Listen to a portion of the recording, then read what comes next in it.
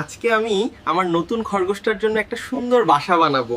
ও, আর দেখবো ও কি কি খেতে পছন্দ করে। প্রথমে একটা আরামদায়ক জায়গা বানাচ্ছি, যেন ও আরামে থাকতে পারে, খেলতে পারে আর ঘুমাতে পারে। নিচে নরম একটা কাপড় দিলাম যাতে ওর বসতে আর শুতে কোনো সমস্যা না হয়। হ্যাঁ, এখন খাবার আর পানির জায়গা সেট করে দিচ্ছি যাতে ও সহজে খেতে পারে।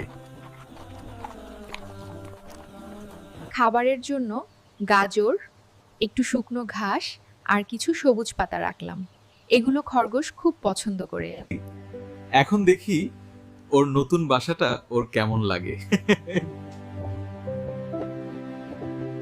মনে হচ্ছে ওর খাবারটা বেশ পছন্দ হয়েছে। দেখো কি সুন্দর করে খাচ্ছে যেন। আলহামদুলিল্লাহ, আজকে ওর জন্য একটা সুন্দর বাসা বানানো হলো। তোমাদের কেমন লাগলো বলো।